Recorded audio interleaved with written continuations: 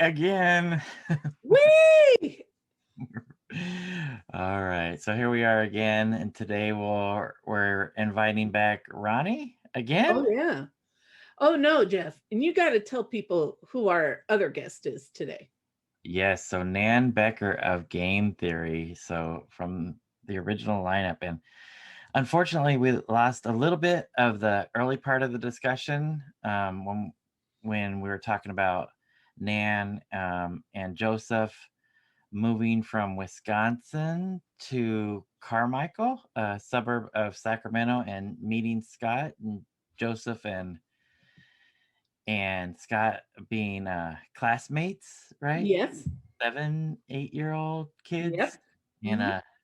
Nan being annoyed by her brother and this kid that he keeps bringing over. But we jump into the conversation when Ronnie starts asking about the alternate learning band, and that's where we jump into the conversation. So at the end, she was gracious enough to remind us of a little bit of the conversation that we had at the beginning that we got cut off on. But jumping in right now to Ronnie asking about alternate learning.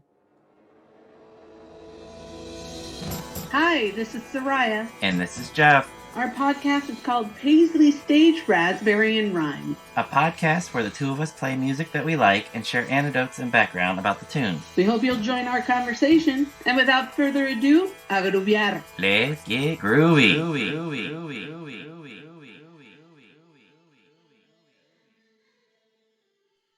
Oh no, it didn't. Okay. It just started the recording now. Oh, cool. Oh. This was just a rehearsal.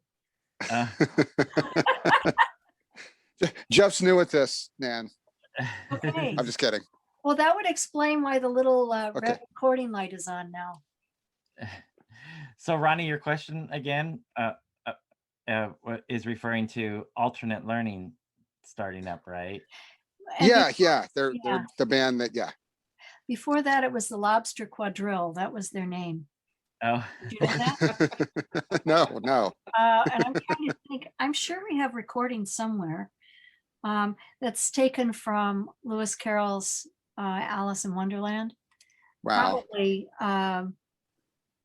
if I remember correctly, it was the next one. So yeah, they call themselves, of course Scott came up with it, but they call themselves the Lobster Quadrille. And that was their first iteration that I can remember. Wow. So then they would play with whichever bass player they could find. And there was a kid, he had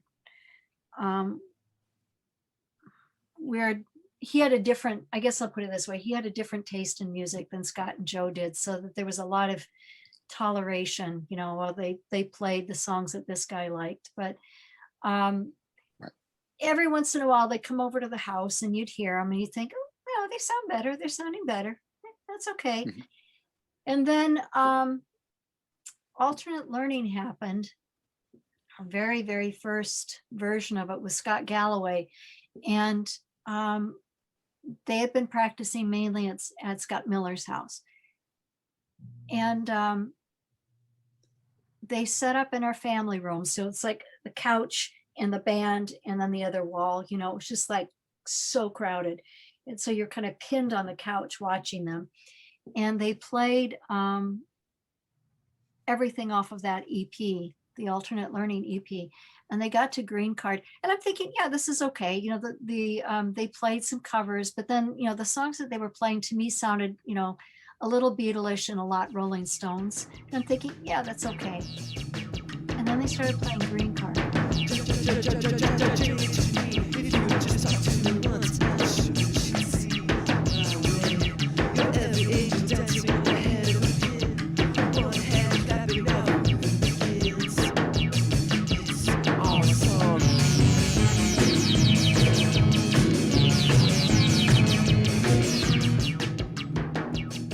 And I had goosebumps. I was just like, wow. My jaw was like, I could not believe that song, that Scott had written it, that my drummer was doing the most amazing things on the drum that I'd ever heard him do. The bass line was incredible. The synthesizer was fun and weird. And it was, I had goosebumps. And when they finished with that song, I just kept saying, that's amazing, that's amazing, that's amazing.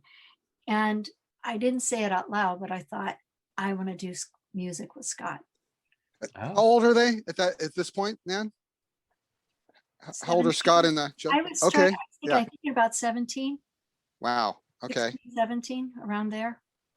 nice. Now, were they playing, besides playing in your living room, were they playing live shows, or like, They were. did Scott Yeah. get recording equipment? Like, you know, Oh, yeah, yeah. I mean, yeah, that was one of the things that was really neat about Scott. He did a lot of work around the house. And so, you know, his parents were really great about setting up this system where he learned not only how to clean and how to do things around the house, but he also was basically just learning how to maintain stuff. Well, in exchange, he was given a very, very generous allowance. And he learned early on that if he wanted band equipment, he couldn't rely on his parents to buy it for him. So he would save up his money. And so he, you know, he bought his guitar, he bought recording equipment, you know, he bought the tape, he bought all the stuff. So he had a 4-track. And that's how that that alternate learning EP was recorded, was on the 4-track. And then we used that same 4-track to do Blaze of Glory. wow, wow. And then probably the album here. Oh yeah, yeah, yep, Painted Windows, Yeah. yeah. So interesting. Okay, so it was more recording than playing live this very early. Well, every You know. once in a while, the high school would have some event, or during noontime, we had a slightly raised stage in the middle of the high school. And in the spring term, they would have different people come up and play. And so Joe and Scott Galloway played. I think it was more than, oh, and there was another guy too. Jamie Stein would play bass, and then Scott Galloway and Scott Miller were guitar, and they would play during lunch. And then there was a senior show where they did, I'm trying to think if they did one original song. I don't remember, but they played a Roxy Music song. Oh, and they changed their name. They were the Dress Shields. And they dressed up punk. It was leather and safety pins, you know, and this is the senior talent show. Right. They got up and they played 3 songs, one on top of the other. You know, it was just an amazing performance. And then my job, along with 2 other friends, at the end of their performance was to run screaming up to the front of the stage and throw flowers at them. oh. This was all met by the audience with waves of silence, stunned. Oh. You know, Man. you know, they were putting on, you know, interesting theater even then. I you know, obviously the rest of the stuff that was going on wasn't very, I think they did somebody did a cover of Short People, and called themselves something like Casey and the Hits, and they dressed themselves up and had the word hits spelled across their stomachs, HAITS. And then of course, oops, rearranged the spelling so it spelled shit, you know, at the end. Yeah. This is what we had, and then we had Scott and Joe. That's good shtick. That's good shtick. Yeah, yeah. I gotta admire, yeah, Scott, for like, I mean, this record doesn't say alternate learning, like it's Right. ALRN, like, Yeah. I mean, you would never look at this and think, oh, that means alternate learning, Right. you know? Yeah, like, Yeah, that was one of her. gotta admire that. Yeah, yeah. That was Scott. All Scott. Nice. Yeah. So everybody starts going to college at this point, right? Including you. Did you all go to University of Davis? I started out at the local junior college. Then I moved to Davis, and then Scott went there. after a couple years. And then I dropped out. And it was around about that time that that alternate learning lineup was changing a lot. And so at one point I was asked to be in it. And my brother didn't like, I loved being in the band. I mean, I got to play green card, so that was really important. And, but there was another member of the band that was very unpleasant. And then my brother was not comfortable about being in a band with a family member. He's starting to break free and stand on his own as an adult. And the last thing he wanted was, his sibling in the band there. So between those two, they convinced Scott to kick me out, and I was absolutely devastated. A funny thing is that Joe mentioned it a couple years ago, and he made some comment about it. I burst into tears. He was, Nan, I'm so sorry. I had no idea that it hurt this much. Well, yeah. You were kids. Yeah. Yeah. And I wanted to play green card. I had wanted to play that song since the first time I heard it. So yeah, that was really tough. I really, really wanted to play Scott songs. And so later on, Joe had left the band, probably had gone into Thin White Rope, which is still one of the most amazing bands to come out of Davis. It's just, I love that band. And I was so proud of what he did with that band. It's an incredible, incredible band. And so Joe had left. We were looking for a drummer. They were looking for keyboards because Lynn Ross had left. And so Scott asked me again if I would be in the band now that Joe was out. Well, the person that didn't like me was still in the band. And for the moment still wanted me in the, had said, yeah, she should be in the band. And so I said to Scott, I will join the band on one condition. And that is if when this person pressures you to kick me out of the band again, you have to promise me that I will not get kicked out. And he promised. Wow.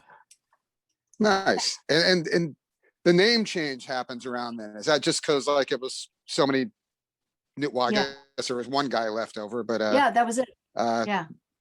Okay. Yeah. So when push came to fudge, interesting. No, I love fudge. I love that Push fudge. came to fudge. That's a better variation. No, maybe I'm trying not to use profanity or something. Anyway, when it got down to it, and things got as ugly as they did, Scott stuck with me, which was also pretty darn awesome. Wow. I was kind of surprised, honestly, and he stuck with me. And so he and I had to find new people for bass and drum. And so that was when those guys joined, when Mike Irwin and Fred Uhos joined, that was when we decided the new name was in order. Gotcha. And I remember, and then so.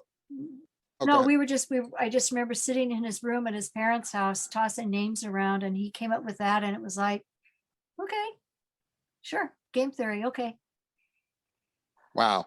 And at this point, you decide you want to just do a full-length record, like no 7-inch or no EP, like no. Yeah, well, I suppose he wanted, we have been rehearsing a lot of material. The thing that amazes me about that, I found a recording. I want to say it was Chico. I found a recording, and I know that we got together over the summer, like July or August. I want to say 83, maybe, no, 82, I bet. or earlier, maybe 81. I can't remember anymore. You'll have to help me with that. Um, we were learning that music, probably mid to late summer. And we did a performance right when school started up in Chico, and we did a live performance. And I heard a recording of it recently. I was amazed at how great we sounded. For a band that didn't know each other very well, had been rehearsing for a matter of weeks. We sounded terrific. We sounded really Wow. Scott was great at finding new talent.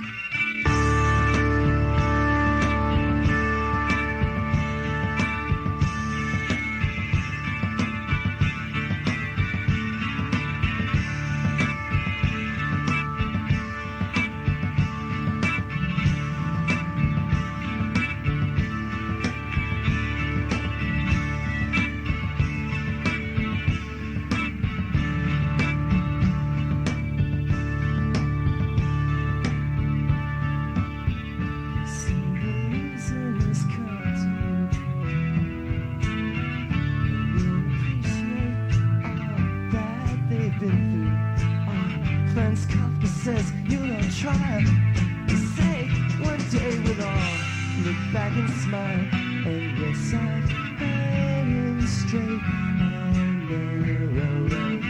Some say we're selling our moral code. Oh, some say that in these troubled days it's the only job that pays. Well, Julie's gone to Sunset Strip, appealing for survival. Johnny's gone to Carolina with a stack of Bibles. I never know which side they want to see. Will you be there, blue? Well, they trust the stars in me, 'cause sometimes I feel just like Mary left on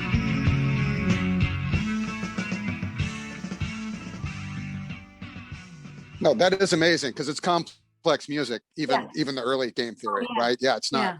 Chuck Berry. No, yeah. and and yesterday I was listening to what is it? It's not Blaze of Glory. It was like the compilation of all those early games. Oh, Dead Center. Dead center. Dead After Center. that, Yeah. where is it? Oh, here it is. Distortions of Glory. I got it. Yep. Oh, the CD. Yep. Yeah, I was thinking of the Yeah. the album. Distortions of Glory. There we go. Yes. Yes. I was listening to that and anticipating that I wouldn't like. I mean, I liked a couple things on Blaze of Glory, but I was thinking, this probably won't sound that good to me after Real Nighttime, which is probably my favorite. And I listened to it yesterday. I was like, damn. That was, Yeah. why didn't more people know about this? That was an amazing, amazing record. That was, Yeah.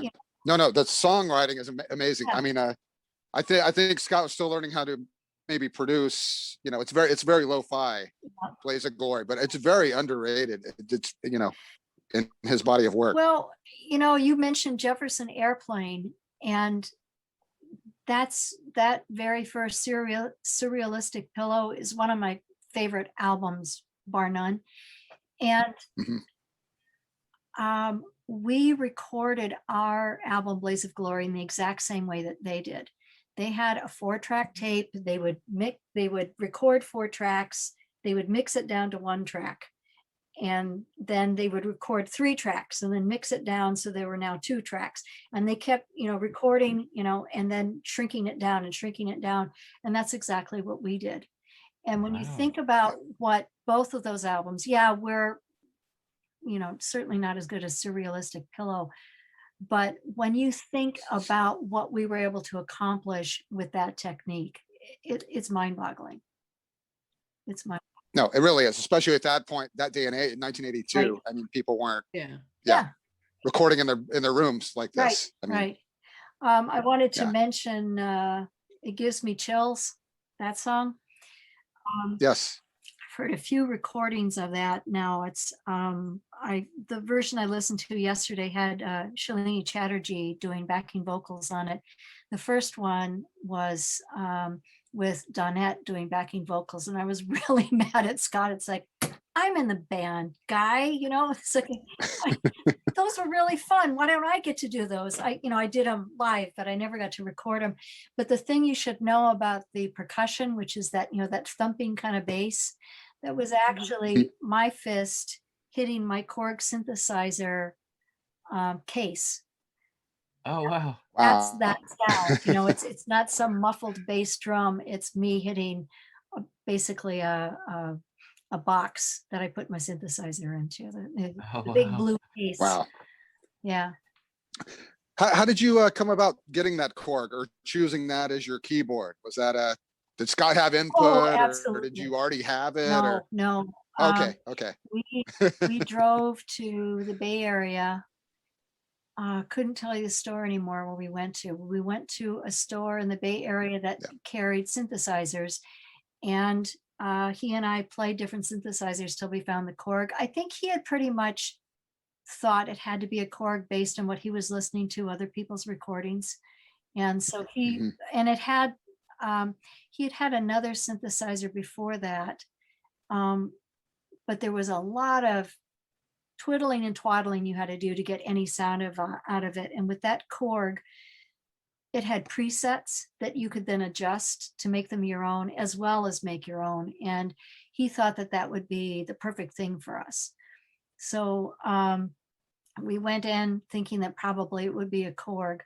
The one thing I will tell you, the story that I will tell you along with that, the most terrifying drive of my life was probably that drive to and from San Francisco. Scott was the most reckless driver of anyone I've ever met.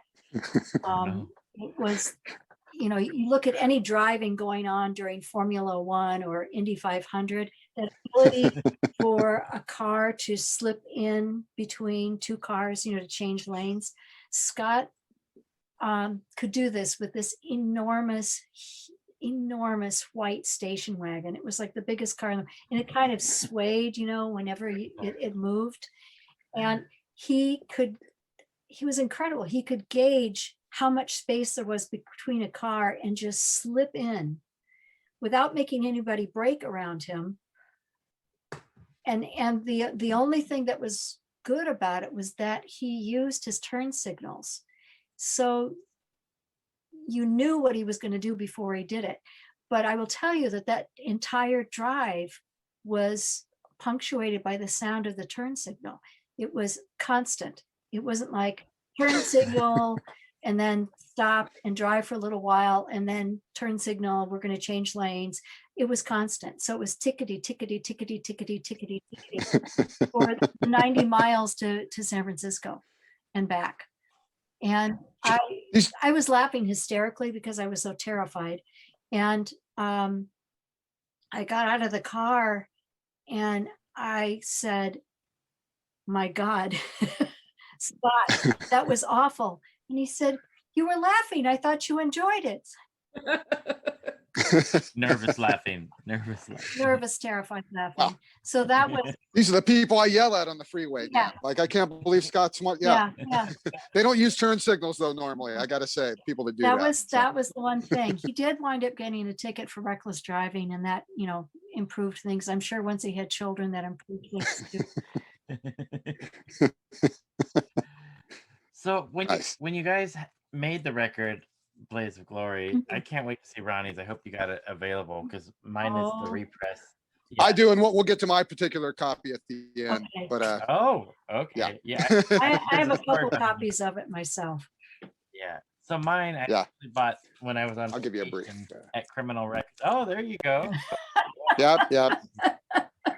Again, we'll talk about my particular copy at the end. Yeah, there's a story. Yeah. So, but I am curious about like the packaging, and I'm sure that was mostly Scott's idea. Why would you wonder about that, Jeff? Because it's in a plastic bag. It's in a plastic bag. As soon as you said that, I thought, here comes the packaging questions. Yeah, of course. Right. So I'm guessing that was Scott's idea. Oh yeah. Yeah. So did the band Or package it together? did you run out of money, Nan? Did you run out of money? Was that it? Well, it wasn't running out of money. Sorry. It was, but Scott knew how to budget. And, he had, we had paid full price for, the mixing, the production, all of that stuff. We had to, you had to go someplace professional where they would take all your tracks and put it onto vinyl. And so he was trying to figure out ways that we could save money in whatever way that we could. And so, and we also wanted to stand out from everybody else. So what better way than to make your packaging look really different, strange, unique. So, it was buying white garbage bags. Probably, it must have been the 4-gallon size, I would say, whatever that smaller size is. And then That's- spray adhesive. And we printed up the front and the back, and which is, regular paper. We did pay for printing. And I just remember it would be spray the paper and then slap it on the bag with the record in it, because you had to do it just right. In fact, I almost think that I kind of recall that it was a 2-person job, because the record was in the bag, but then you had to spread the plastic just right so that the paper wouldn't get stuck onto a fold and fall off. So, there was a lot of experimentation with that. So it was sort of a, me spreading the plastic enough so that he could go slap and put So the picture on it, the pictures. how many of them, Nan? How many do you know about? How many of them you made? Couldn't tell you. I don't know. Okay. I might have. And obviously you must have distributed them yourselves. Like you didn't send these plastic bags off to a distributor to, No, probably not. or did you? Yeah. And I think. Yeah. No, I don't think we had a distributor at that time. So it was taking it to record stores wherever we could, be like, and I want to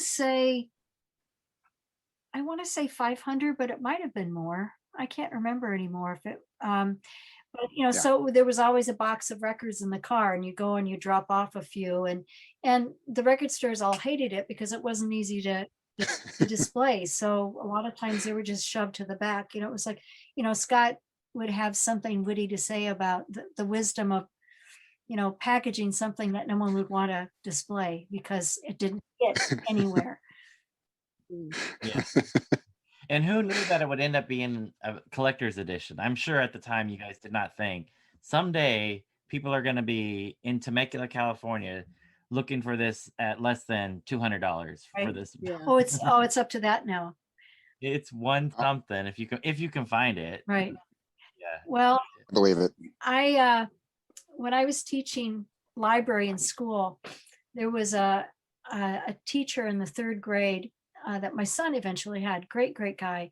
And he had been one of the show promoters in his college in Texas. I want to say A&M, but I'm not positive. No, it wasn't. It was Austin. He was one of the guys in Austin that would hire bands and promote them and do all of that stuff. The guy that's, running stuff behind the scenes. And I didn't know any of this stuff. We were talking about music, and I said, I was in a band. And, oh, really? We were just, chatting. And he was dropping his class off in the library. So my teacher was, teaching the kids, and he and I were chatting. And it was a huge library. This room was enormous. And so I said, yeah. And I mentioned a few things. So he's coming back to pick his kids up, 20 minutes later. And he is yelling from the far side of the room, "Your brother was in Thin White Rope! Your brother was in Thin White Rope!" And I said, yeah. Oh, and he just went on and on and on about them. But then he said, "Did you know that your plastic bag album was worth $75?" It's like, I didn't know that. So no, I wasn't aware of that until he told me. Yeah. No, it's triple digits Nice. easily now. Wow. Yeah. If you can find it. How was did it get reviewed, Nan? the time? Like in any publications, like did it gather any attention at the I time? feel like it did. And yet, that's just something that I haven't thought about in a long time. I think if I were to hunt around, I might find a review somewhere. Yeah. It's interesting. I show up in books every once in a while. There'll be some like Rolling Stone compilation of something, and there'll be a mention of that album and keyboards and stuff. There was a guy in Sacramento who regularly panned the local talent. And it was a really big deal the day I got a compliment from him. Oh, Great. Yeah, it was like we all laughed about that because he regularly panned everybody. nice. We lost Soraya, it looks like. Yeah, Did. we'll get her back. She'll be back. Yeah, okay. Yeah, we should also mention before we leave Blaze of Glory that like the keyboard sounds. I know we talked about the Korg, but I mean Yeah. that and we learned from Shelley that you did pass on the keyboard to her, correct? I did. Because that keyboard sound, that Game Theory keyboard sound, is established on Blaze of Glory, and they kept it throughout their career. Absolutely. Yeah. Absolutely. Yeah. And my brother observed that a lot of the stuff that we did in Game Theory then pretty much stayed the same. The way that the women's backing vocals were, Yes. the way that the keyboards were. I made a point, Scott could write very sweet songs, but one of the things that he and I consciously decided very early on was to have as few triad type chords as possible. Don't do a 1-3-5, don't do a 1-3. It was always 1-4s and 1-5s. Like CG, for example, DA, because even though they're part of the chord, they sounded just dissonant enough to prevent the songs from getting too cute or too twee, too sweet. And that was established very early on. I think one of my favorite things that I loved to do, Scott would call me up and say, okay, I got a new song. And I'd say, come on over. And we'd pull out the synthesizer and hook a speaker up to it. And then he'd have his guitar and we would work through everything that he had done. We would talk about lyrics, we talk about sounds, we talk about arrangements. So he and I would work out keyboard parts beforehand, or he'd say, this is what I want. And I'd say, okay, how about this? How about this? How about this? Until we'd figure it out. By the time we got to real nighttime, it wasn't Scott telling me what to do anymore. And I think that was true for all of us. I think that was with each album, we became more and more independent and better at interpreting what Scott wanted. And, so the Blaze of Glory, he had ideas of how things should be, like, what was it? Oh, White Blues, that keyboard part. I was so happy when that went off the playlist. Right. Da-da-da. Yes. Very fast. My forearms were so I'd be like this, okay, wait a minute. And Scott loved music that did that. He loved songs, Roxy Music does stuff like that. He loved it. And I hated performing it because you have to go really fast, but you also have to be in time with everybody else. So it's, I'm watching and it was really hard. It was really hard and it made me feel really self-conscious and inept. And as soon as that went off the playlist, I was real happy. But so that was one of the ones that he did. White Blues, Young Drug. Those were all things that we were working on before we became Game Theory. And then we gradually got more and more comfortable. It's like, so, how about Mary Magdalene? Now, if I was going to play Mary Magdalene, I would still do a bell on the synthesizer because that was a thing. It needed to sound like church bells. But I would definitely change how that played. Because I listen to it now and I think, ugh.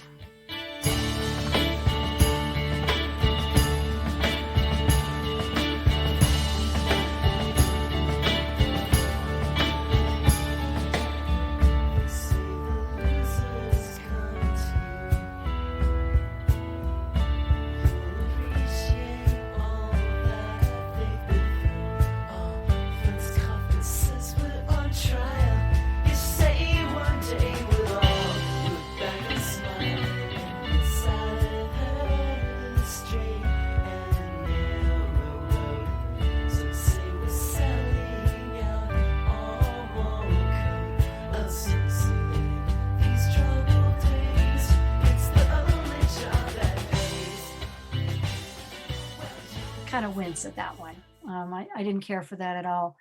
But with each recording that we did, we, kind of branched out. And so we were expressing, each of us was expressing ourselves, and yet figuring out a way to interpret what Scott was doing and telling us what he wanted.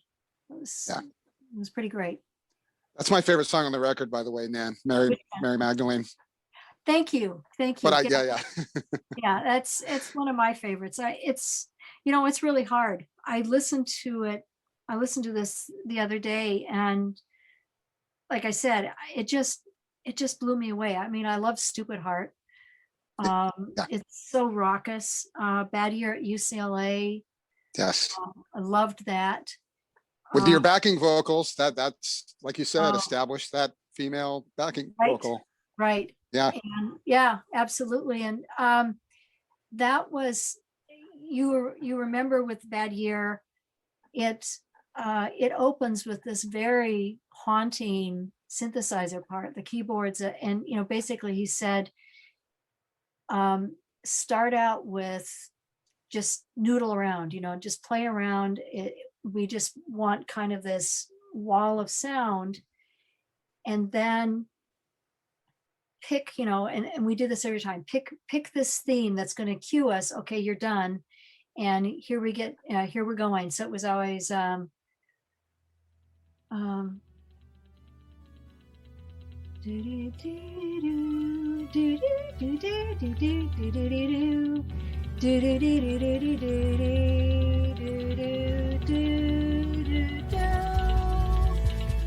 when they heard that passage, that was time to kick it in.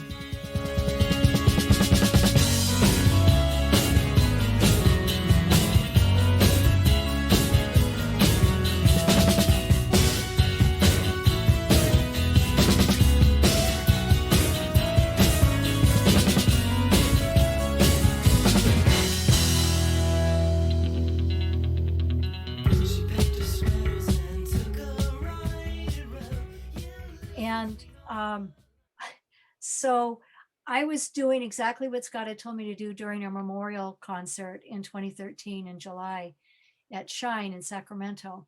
And so, everybody's very polite. They're sitting there. And then that part came in. And I heard the whole audience go, oh, and I lost it. Oh. And I was supposed to start singing right away. I opened my mouth and no sound would come out because I knew it'd just be sobs. So it's like, okay, first verse, let's see if we can do it with the second verse. So and I was able to sing for the second verse, but the first verse, I couldn't sing like we used to because I was going to fall apart. Yeah. Aw. Yeah. Bad Year, Scott chose to re-record that for the CD reissue in the early 90s. Right. As on the Blaze of Glory. I know you're not in Scott's head at that point, but he just wanted to improve it, or something bothered him about the original, Yeah, there were, I was trying to think which one that was, but yeah, I know what you're saying. And was it Tinkers to Evers a Chance? Yes. Yeah, I think that was the re-recording. Yeah, that's it. Okay, yeah. Yeah, we re-recorded a lot of things. I drove into the Bay Area and we recorded a lot of things. And I think he just wanted it to sound better to him. He could hear the sloppiness to things, to the song. He just wanted it to sound more polished. I think he didn't want that to be the only thing that, of that album. He had good material, but he didn't want the recording to define that album. So I think that was why he did it. He also said that Bad Year at UCLA's had a better sound to it than Bad Year at UCD. UC Davis. True. Yeah, I'll take a leap out there. I think that was one of those songs about me, because I went to Davis about 2 years before he did. So I think that was being written during that period of time. Just watching somebody you care about go off to school, and whether they'll even remember you. So I always felt that was a little bit biographical. Wow. Nice. So next we have the a follow-up EP, Nan. Yes, Pointing yes, accounts of people you know. And yes. uh, uh, how'd you decide to make it an EP? And we also it introduces a new songwriter in the band, as well as a lead vocal by you, Nan. I know that's a lot to. This is a Oh lot to. yeah, oh yeah, Life in July, and yeah, I want to get hit by a car, I believe is what you're referring to. Black and white, don't believe them guiding lines. I don't need them if you really want to be my friend. Keeping inside the margins, got to say, miss your calling, never making moves you can't defend. Though they say that winter's cold, I'll find myself alone and older. Though they say to make demands and find myself ground to stand, but these are words I'll never understand. Always making plans for life in July. Life in July. Life in July. Life in July.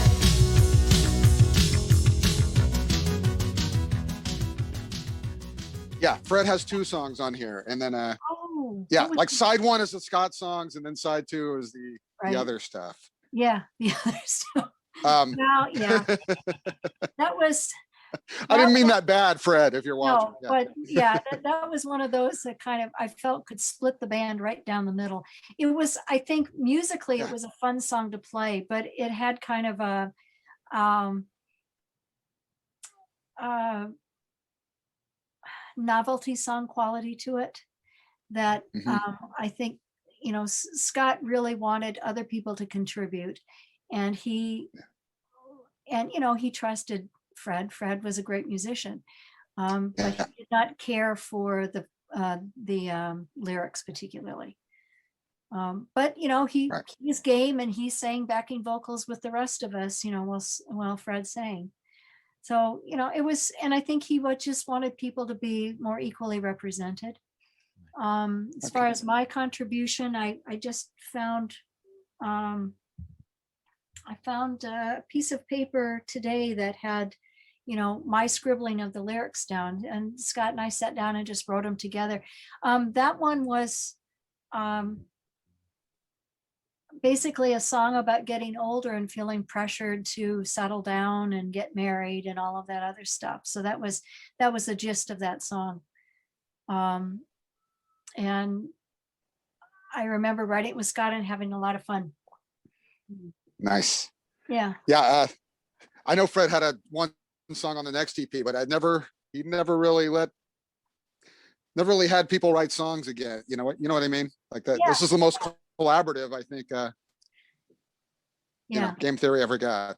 Yeah. So. I think Donette wrote some songs, or they covered some songs that she had done with other bands. But yeah, that's pretty much it. Yeah. That's pretty much it. So Nan, earlier you were talking about the process for recording Blaze of Glory, where you had the tracking where you would do 4 tracks or 3 tracks, and then Yeah. then put them down to 1 track, and that would open up 3 tracks. So for Right. these 2 EPs, for Pointing Accounts of People You Know and Distortion, you were in Dave Gill's garage, right? Samurai Sound Lab. So did Right.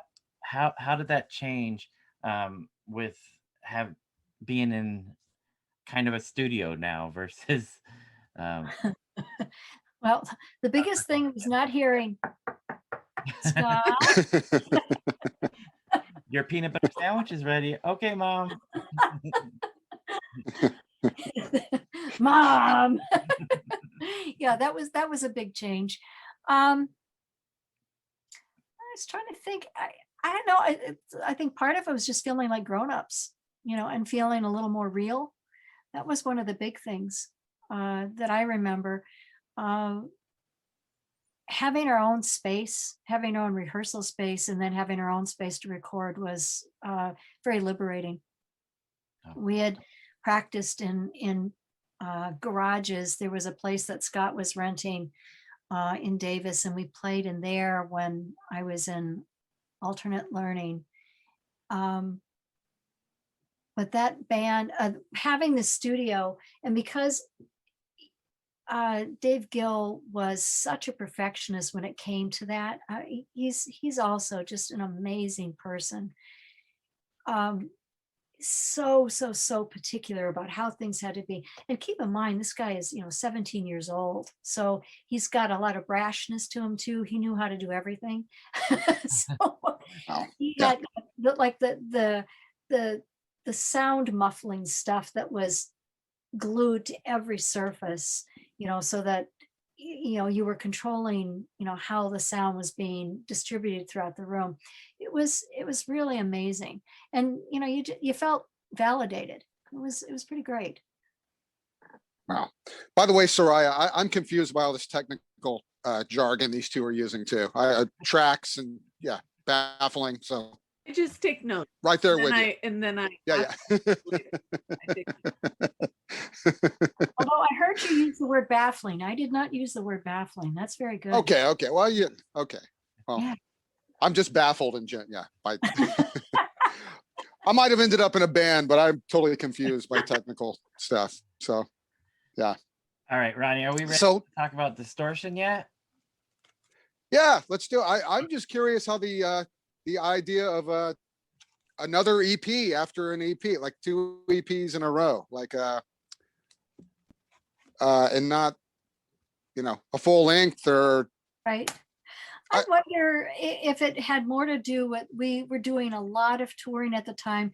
The other thing, keep in mind, Scott was in a computer engineering course at Davis too. So, and Fred was, I want to say business and music majors. I was studying English at CSUS in Sacramento. We were all, when we weren't playing music, almost all of us were getting ready for finals and writing papers. And so I think a lot of it had to do with product as much as anything. There just wasn't a lot of time to be writing new things and going to school and touring, which was a big thing. We were out playing somewhere just about every weekend. Hmm.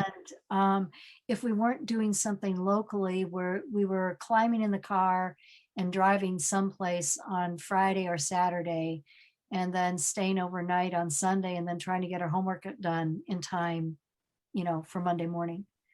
So I think that would be my guess. I don't remember exactly, but I think it was more the idea is like, okay, we've got these songs, let's get them recorded, let's get them out there so we can be promoting something new. right. So And I know these guys want to bring it up. You bring in a producer for Distortion, Yeah, an outside producer for the first time. Michael Quercio from 3 o'clock. that's right. Yeah. How was that experience having Michael there? Did he have much input, or was he more fly on the wall or more active? No. He was very collaborative with Scott, and I think that he brought an objective perspective that was great, and that Scott respected. Because Michael had lots and lots of experience with recording with Salvation Army and with 3 o'clock, and so he was right in there listening to stuff and saying, no, I don't like this. This sounds, this doesn't sound good. Or why don't you try this? Or yeah, that's perfect. Let's keep that. Michael was just that extra ear that we needed with input for Scott. And Scott respected him.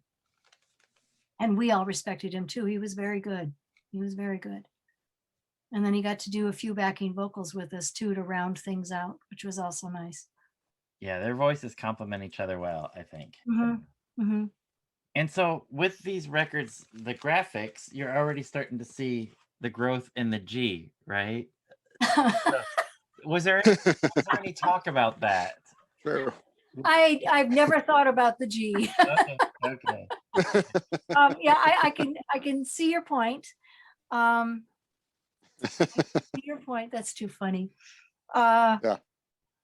It was just Scott's thing, Scott was an artist. Scott was a graphic artist. Scott was a computer engineer, and knew all kinds of language, the cobalt, all of those things. He was a musician. He was an incredible talent. And so he was the one that would design all the albums. And so he was the one that I wanted that theme lettering for Game Theory. So it was recognizable. He was very, very sensitive to advertising and product. So we had our special G, though you're right, it was cut off. It was cut off. Which lasted the rest of the career of the band, really. Right. Yeah. pretty much. We also learned when Distortion got reissued that Earl Slick played the guitar solo. Never knew That's that right. for 30 years. Yeah.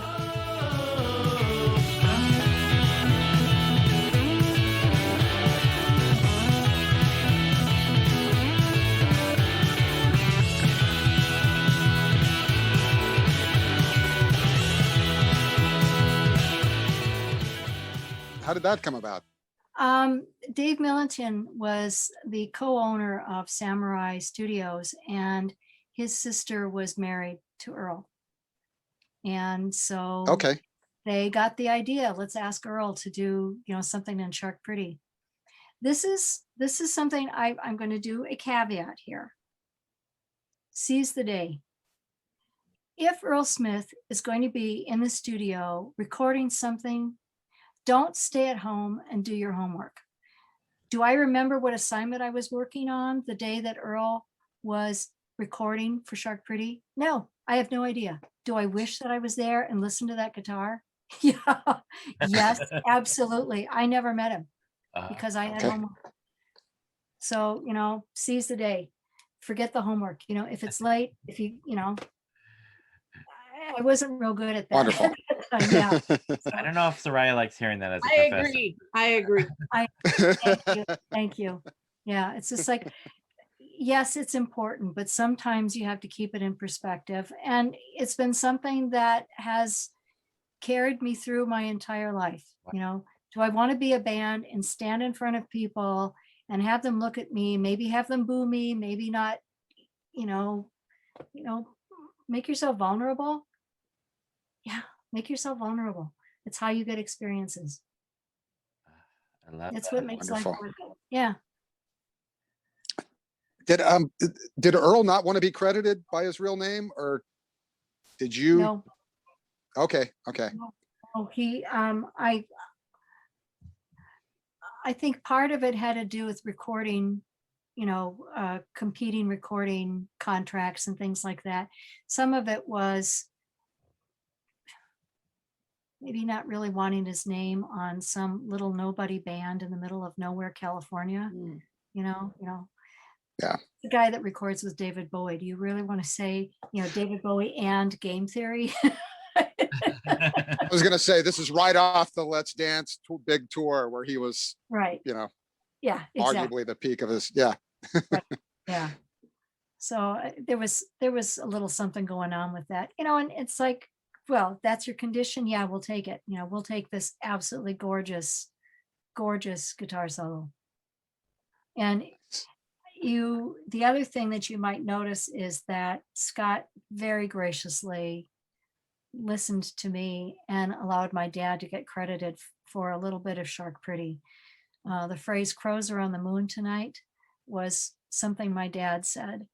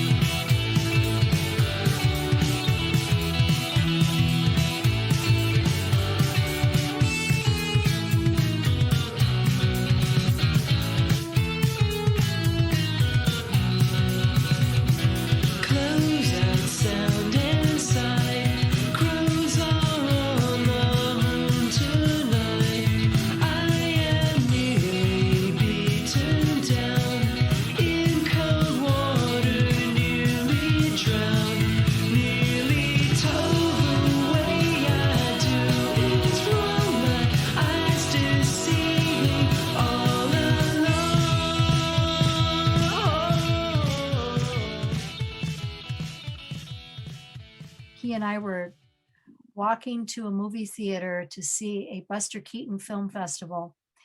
And the sun was going down. And I'm sure you know, Ronnie, about the large population of crows in downtown Sacramento. Oh, uh-huh. Flying across the sky, you know, it's that beautiful dusky blue, and there was a full moon. And you could see the crows flying in front of it. And my dad said, look, crows are on the moon tonight. And that was it. I told Scott that, and it became part of Shark Pretty. Beautiful. That's one of Yeah. my most favorite game theory songs. Yeah. Yeah. Yeah. Great. Well, and that's really tricky because I love that one. But as far as life's philosophies, Sleeping Through Heaven is one of my absolute favorites too. Ah.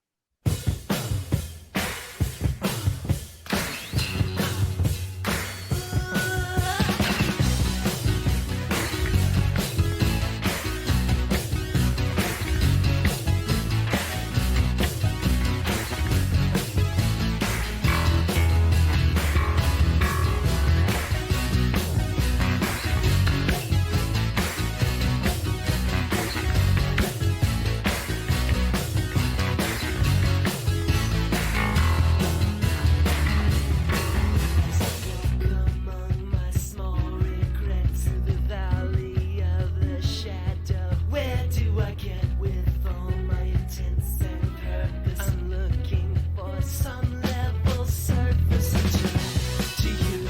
I know this tension doesn't go away, but I will look it in the face today to see in color that it show me gray.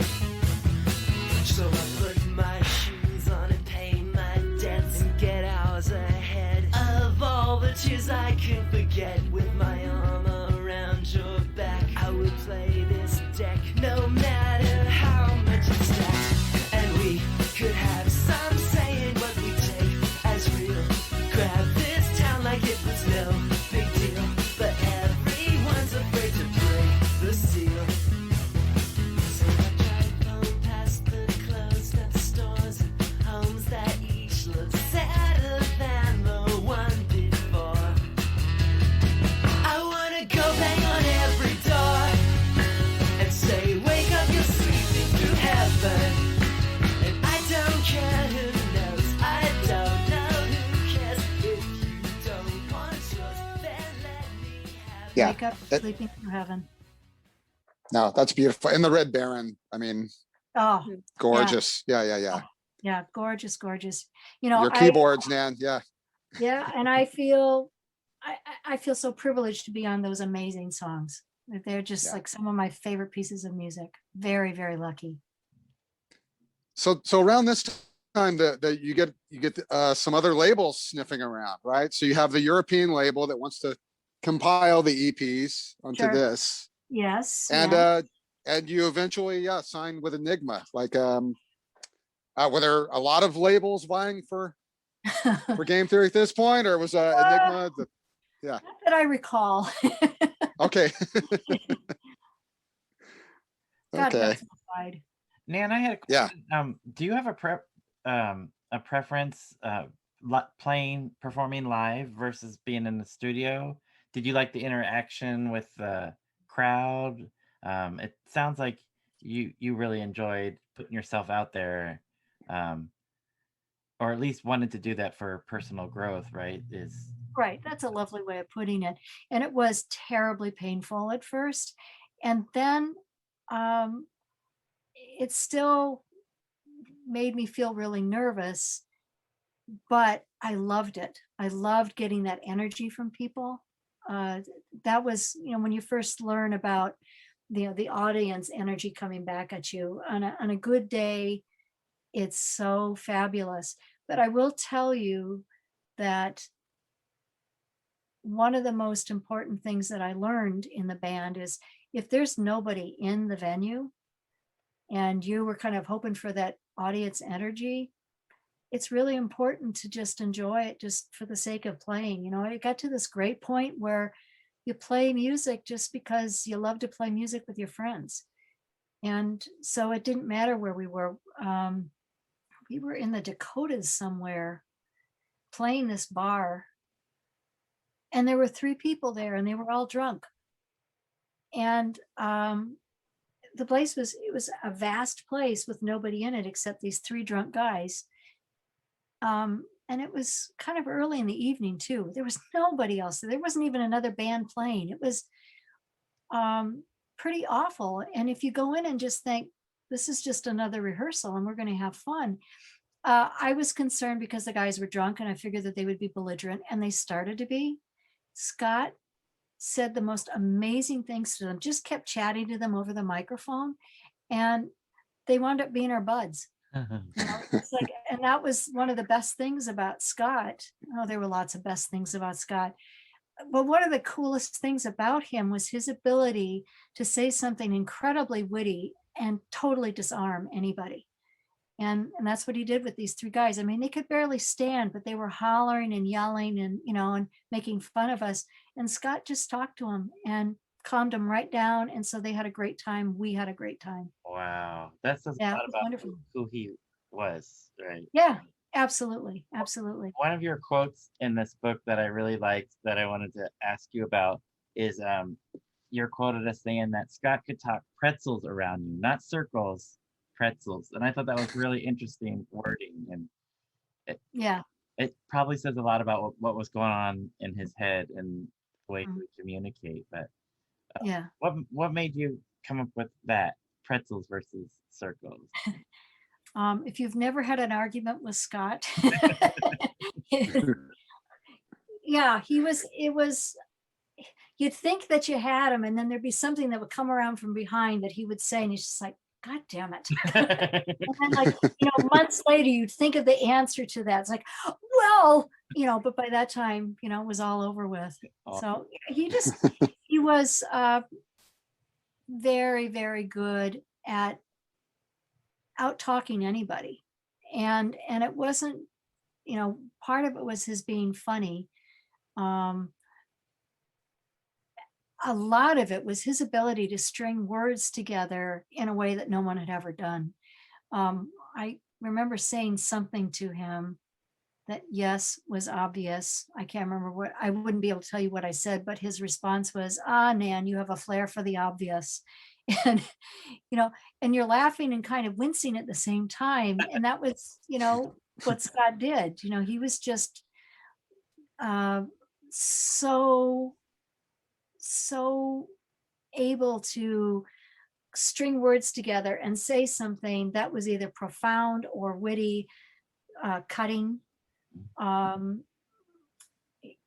know, he was a difficult person to disagree with.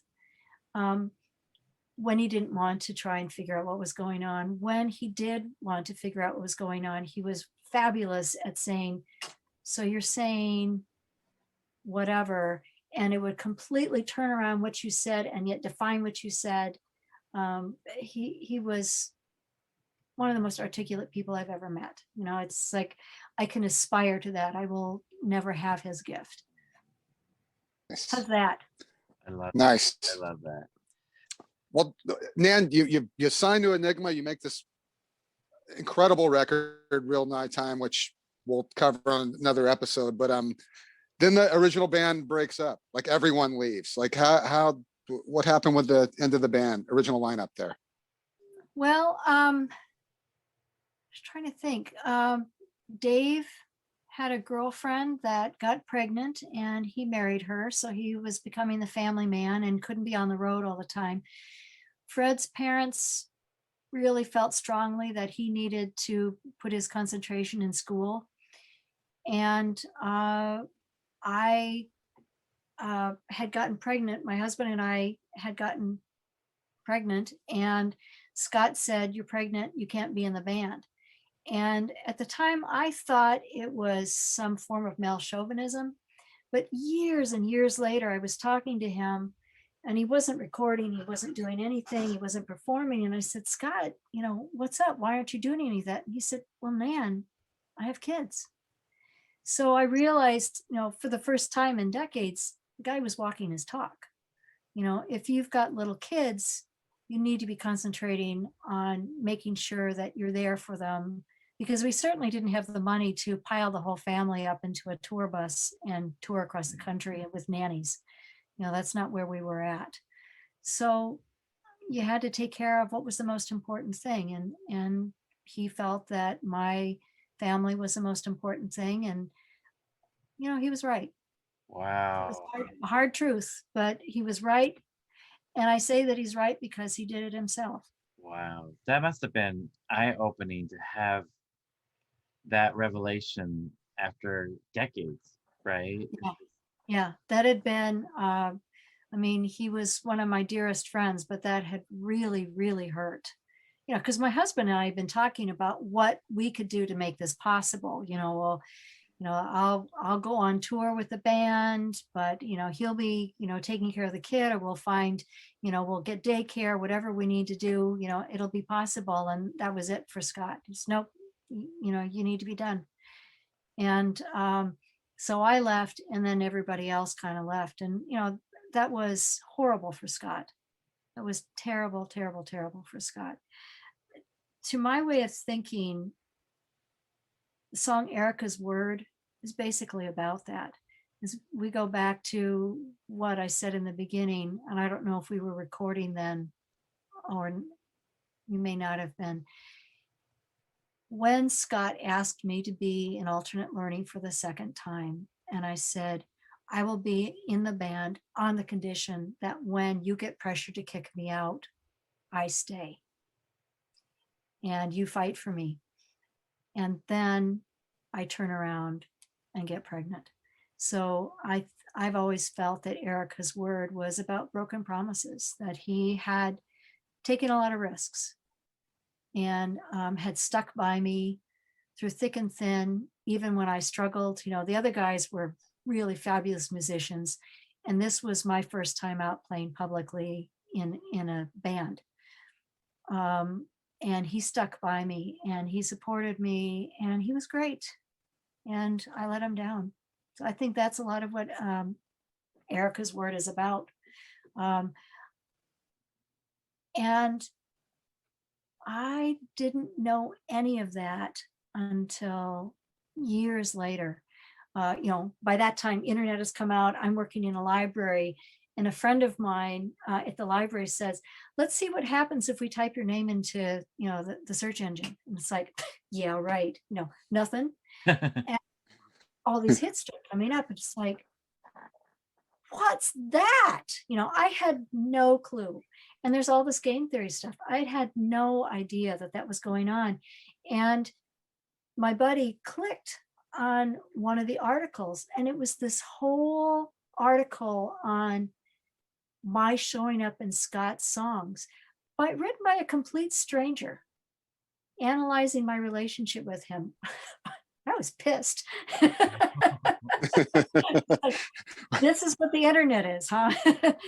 People analyze your life and you have no idea. Wow. Were they far off then, or were they pretty spot on with the assessment? Yeah, I think they were probably pretty spot on. And I think that was probably what made me the most uncomfortable is, just that Yeah. vulnerability. Yeah. Yeah.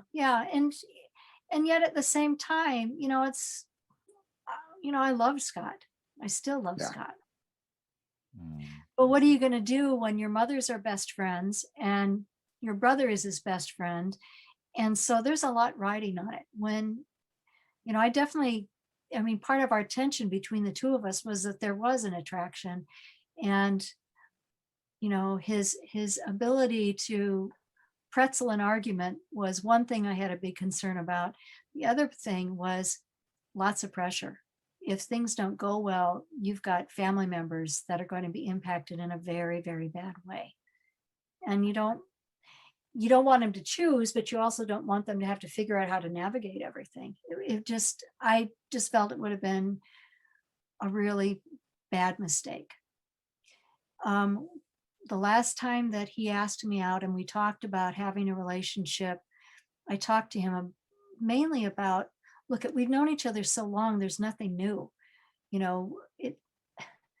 If we have an argument, we already know how it's going to go. If we have a discussion, we already know how it's going to go. we already know everything there is to know about each other because we've known each other for decades.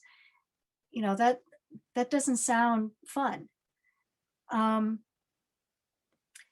what's weird is that when we were doing the memorial concert for Scott, I was relearning If and When It Falls Apart. And he had said when we were getting ready to perform that, to learn the song for the first time, Scott said, "So Nan, what do you think about doing, more of a duet instead of backing vocals?" And I said, "Yeah, sure, that sounds good." And he got this little smile on his face. And all those years, it's like it's been in my memory, not consciously, but subconsciously. So then I'm reading the lyrics to If and When It Falls Apart. And I can see that thread of that discussion that we had running through that song. And I thought, that shit. Wow. I was singing a duet about that discussion. So yeah, he was writing songs about me. And it's a little weird to be, doing backing vocals and then go back and reread the lyrics and thinking, huh. So this was another song about our weird relationship, and I get to sing backing vocals on it without you telling me that. Huh, interesting. Yeah, he had an interesting, sometimes it was a little malicious maybe. I don't think You played right into his hands there, Nan, on that one. Absolutely. But you know what? We loved each other. Yeah. Well, I would like someday to be able to talk in length about Real Nighttime. That is also one of my favorites. And if you would be so kind to come back on and just focus on that album with us, I would love that if you wouldn't mind Sure. at another time. We've already taken up an hour and a half of your time, and such Yeah. great stories, Nan, and the insight that you have not only into the band, but into Scott as a person. Yeah. I absolutely love it. And again, that quilt behind you is amazing. Oh, thank you. Thank you. Yes, yeah. Thanks.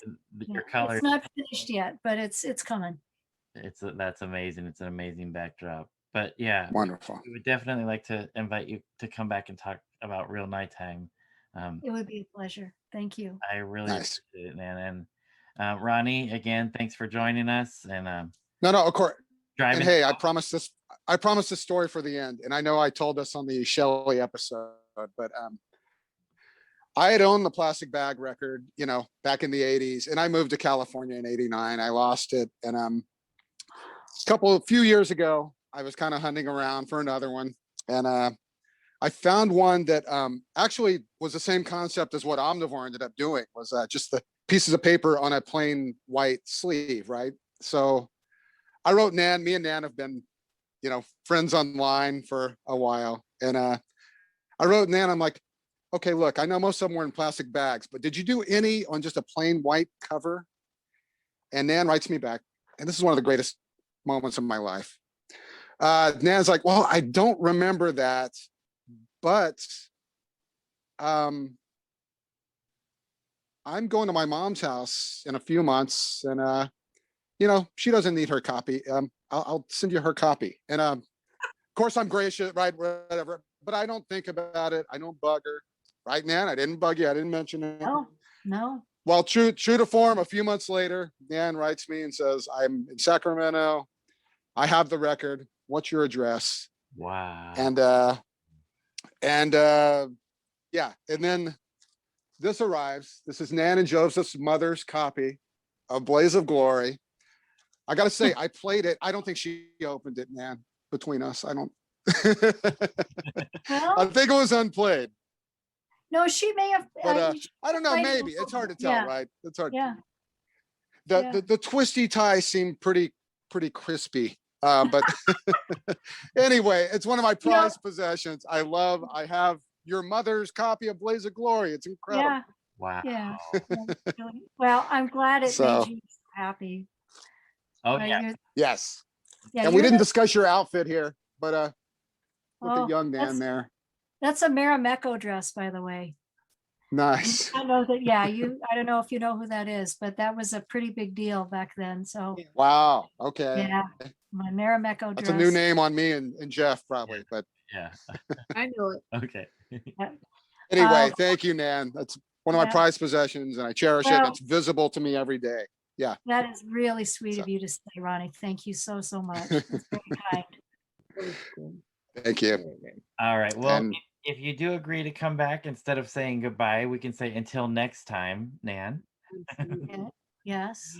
Thank you so Um, much for all of your stories. I absolutely loved hearing these stories from you, Nan. Well, thank you. I'm concerned about that business that we spoke of with the recording, that we lost the part about Scott's musical influences. Yeah, and Something we should mention right now? please, Or do you mind? Are we okay with that? I would love oh yeah, that because that was I'll try to be briefer. Um, the idea was that, Scott was raised with musicals. His dad had a film projector, and all the films they owned were musicals, which probably gave him his wonderful sense of theater, which, Ronnie, I really appreciate you pointing out. That was wonderful. Um, my parents loved all kinds of music. And so when my brother and I were really little, they were buying rock music. They, started with rock and jazz, classical music and jazz.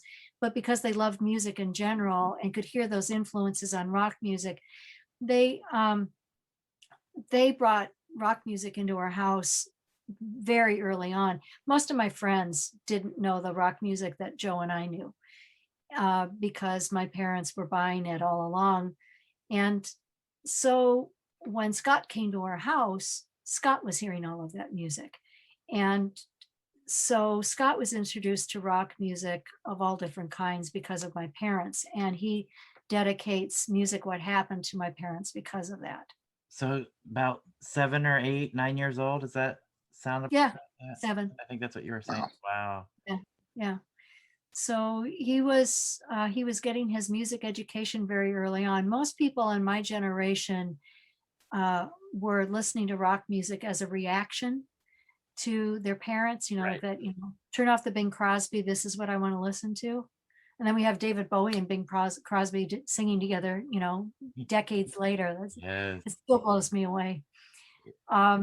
So at that time, you definitely had a difference in the generations, but in my house, that wasn't the case. We listened to everything.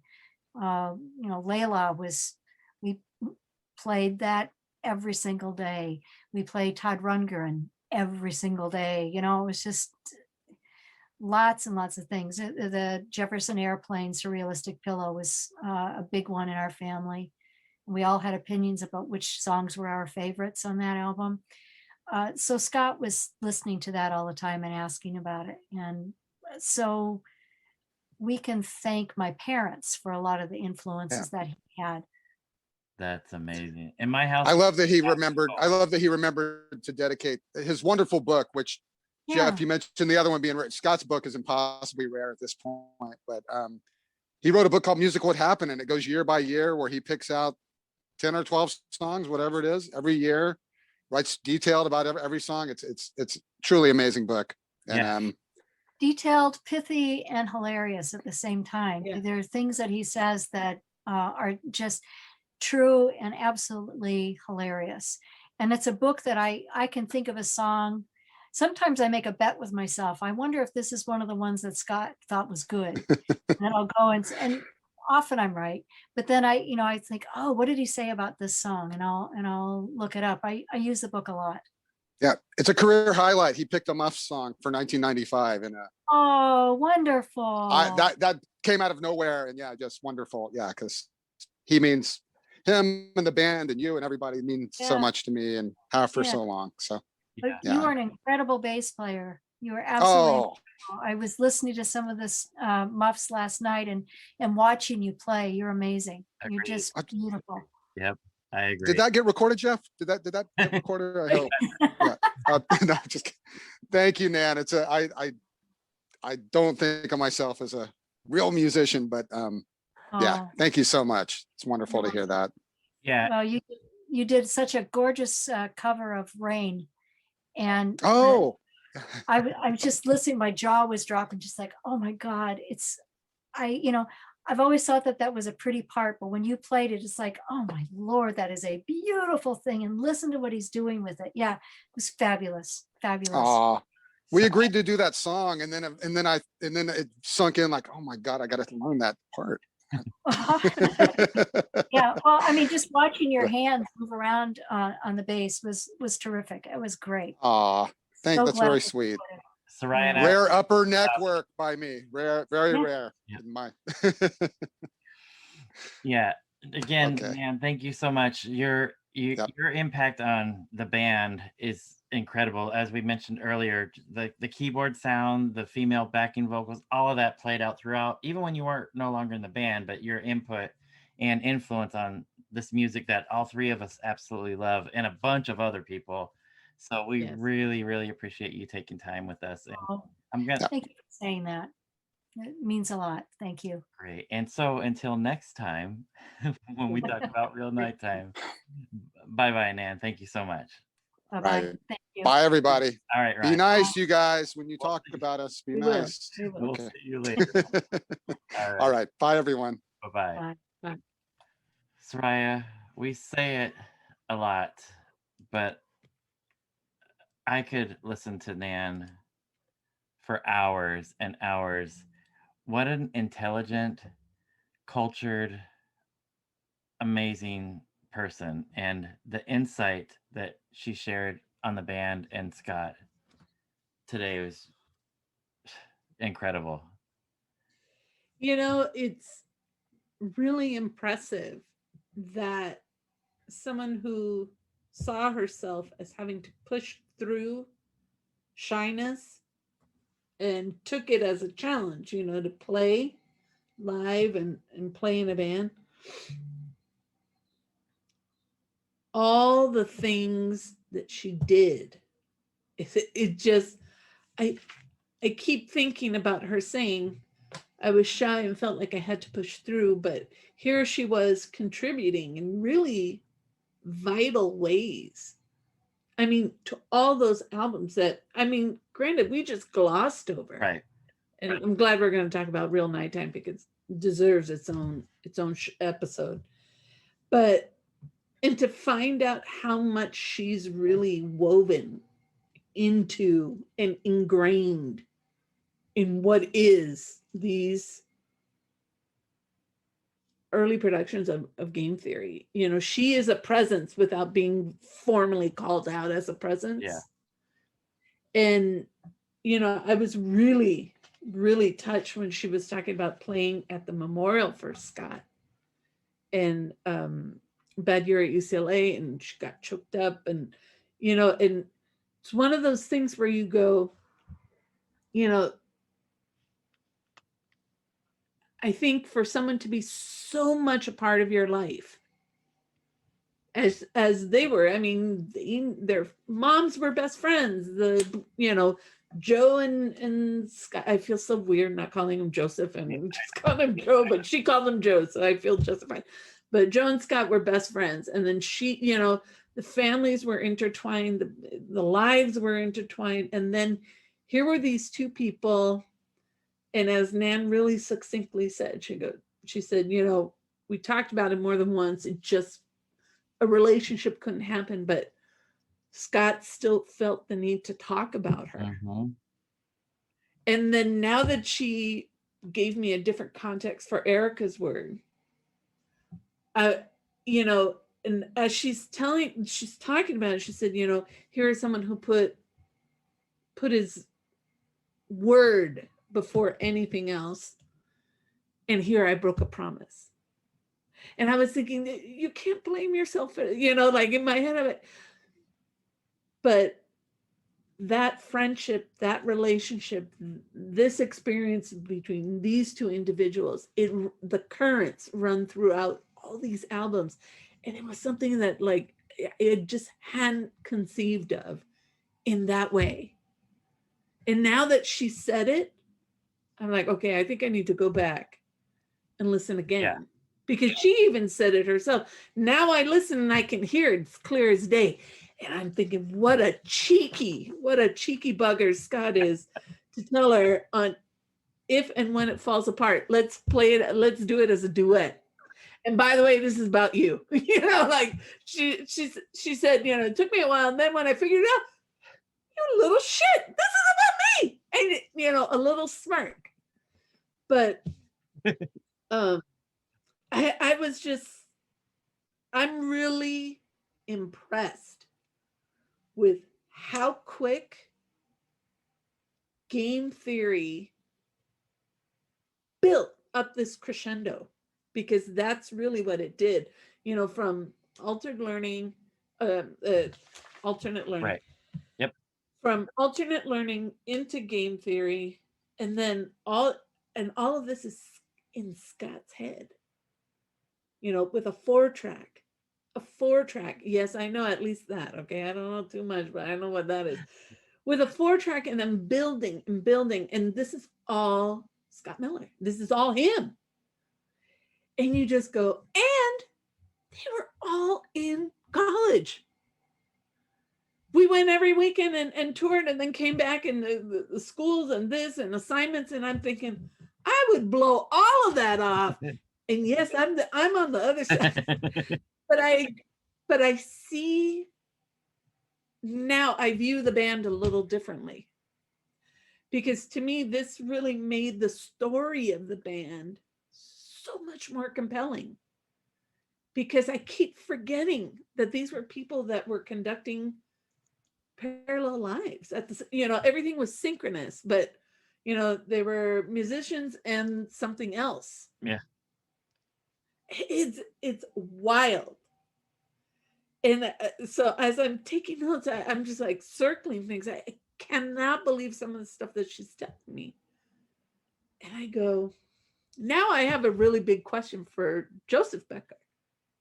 And that is, how did it feel for his sister to be in a band, also getting acclaim? And how did it feel for Joseph to look at his friend being in a band, getting acclaim that he's not in? You know? Yeah. Yeah. You know, Joseph Becker, you cannot say that he hasn't had a very storied career, because he has. Yeah, absolutely. But you go, you know, there's a moment where they both deal with their own things and do their own things. And I'm super curious what that felt like. Now, you know, that's question number 1 for Joseph, but I'm really kind of blown away right now. Yeah, same. Yeah. She gave me a lot to think about now. Yeah. And now I want to rehear Green Card. Yeah. Because I want to, when she said she got goosebumps hearing it live, like in her parents' living room, I'm thinking, that was the spark, right? That was the click for her. So now I want to go back and hear it one more time and see if I can figure out what that click is. Because how does Scott Miller go from being an annoying little bugger to then being someone that she goes, holy crap, this guy's got talent. And I have to be in this band with him. And I need to be there with him. You know, it's crazy, dude. Yeah, absolutely. So it's wild. But one of the things I think, and I'm really, really glad that she reiterated, yes, we had a little glitch with the recording at the beginning. It's okay. I mean, what are you gonna do? But to know that Scott's musical history begins with musicals. Okay, so the whole thing is about the story. This is the storytelling. He's such a good lyricist, right? But also musicals weave in the beauty of production and knowing when to take our emotions to heights and lows and things. He does that in his production. Yeah. And then you mix that with the Beckers, who are exposing him to a completely different genre of music that can tell a different story and take you on a very different adventure. and you go, well, hell yeah, that makes sense. Yeah, yeah. Yeah, I never thought of the musical part being that much of an influence on even the arrangements. And Ronnie brought that up on the part that was um, messed up on the recording, and it was like that makes a lot of sense to me. That influence of musicals on his arranging style. Think about it. And then, because we're talking early 60s. Hmm. So we're talking about things like Carousel and South Pacific, probably. South, I mean, Oklahoma. And I mean, there are so many musicals. It's all these, Godspell. I wonder all if these, Godspell. yeah, well, Godspell's later, but, even you got Guys and Dolls, you've got West Side Story, you've got a lot of these very pivotal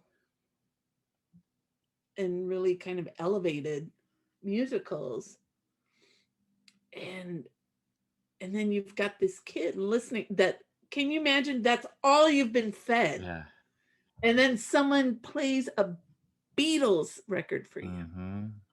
or a Hendrix, or a Jefferson Airplane, and suddenly, like, you're like, Yeah. like, it's crazy. And when she said early on, and this was one of the parts that didn't get recorded, the question was about how Joseph and Scott met. And she said, that they were in the same class. And one of the things that Joe always liked about Scott was that he was always smiling, that they both had very similar senses of humor.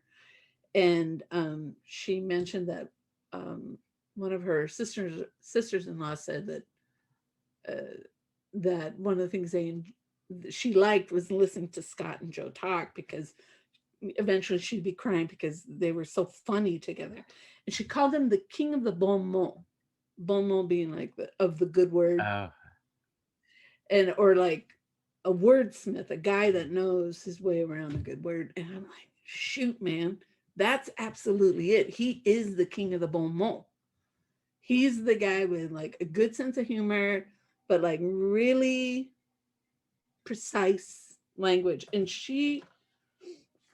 hold on, I gotta find my quote. She said Scott had an ability to string words together and say something profound and witty. And if you think about his songs and you go back into that, and even the book that they were mentioning, music, What Happens, right? yeah. Yeah, is it? Do I have the title? Yeah. What happened? Music. What happened? Yeah, What Happened. Thank you. I put What Happens. If you think about that, he can target his language in a certain way, and the fact that this guy had not just one but few bands, few iterations. Yeah. And what was it that Ronnie said with pointed accounts that side one are Scott's songs, side two are other people's songs, but it was still a collaborative effort. Yeah. I mean, this is a guy who knew how to use his words well. Absolutely. Right? And use them and, really kind of explore that. But she also mentioned, and this was something Ronnie brought up too, that he was a hyperactive kid. Yeah. And it's like that restless brain, just constant thinking, rethinking, relearning. And that's why when she said that there were some re-recordings later on, and it's just because he wanted to, there were some things that maybe were one way and he wanted them different. He wanted the perfection of it to come through. And you just go, this is a guy whose brain just simply wouldn't let him rest. Yeah. Because he was constantly constructing and deconstructing. I found this conversation fascinating. Absolutely. With Nan. Yep, absolutely. Fascinating. She's got story upon story upon story. And yet it's very like I felt like every time she told us something new, she, like, I'm a what? I felt the power of it. Yeah. And I felt, it was just kind of second, yeah, this happened. Yeah. I know. Oh, I know what I was trying to say. When she said you have to seize the Yeah, moment, seize the day. Yeah. seize the day, with the anecdote on Earl Slim. Yeah. I felt that's all they did in this band, was seize these opportunities. And then we have really this gift, right? Yeah. These series of albums, one in a plain white trash bag. That hats off to Scott for thinking of that. That must have been hell to put in a bin. Yeah. in a record store. But it seems like he just did a ton of that, Yeah. seizing the opportunity, seizing the moment. And then when the band breaks up, there's that loss of traction. It takes people into different places and spaces. And yeah, I don't know. Just I'm very reflective right now. She gave me a lot to think about. Agreed. Hopefully she'll accept our invitation to come back and talk real nighttime. I hope that happens. You know what? She said yes, and I think we're just gonna have to hold her to it. Let's hope. Man, amazing. I can't thank Nan Becker more. Yes, agreed. What an amazing person. Yes, agreed. So until next And time. Joseph Becker, we're coming for you. Yeah. Later. But oh my gosh, Nan Becker, amazing. And thank you once again to our always amazing co-host, Ronnie Barnett. Oh man. I don't know, Jeff. Should we just end it here? I guess we should. Until next All time. right. Mi gente, a rubiar. Groove on, Paisley people.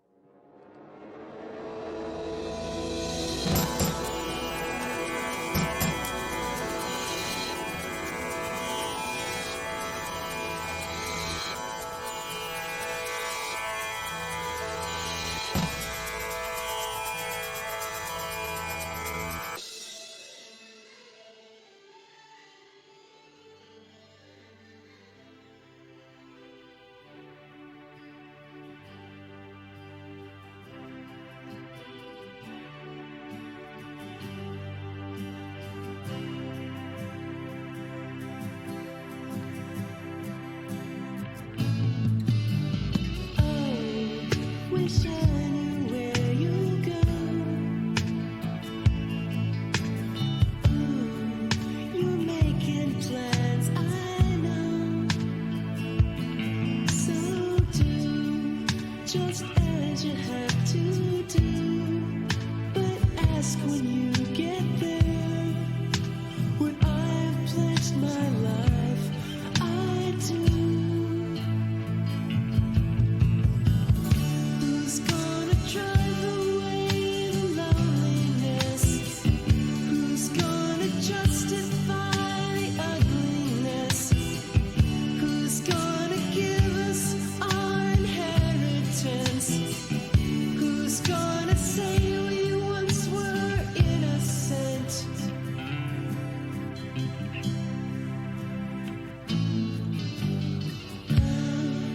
Decisions made too fast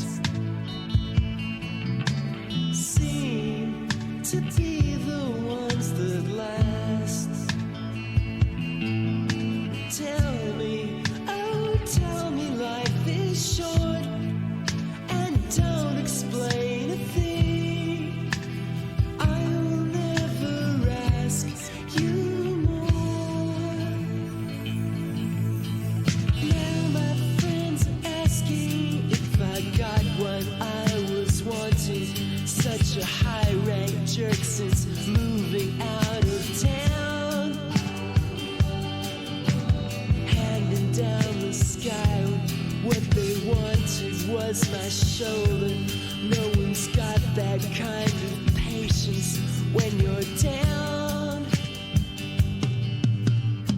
One day you'll ask me why I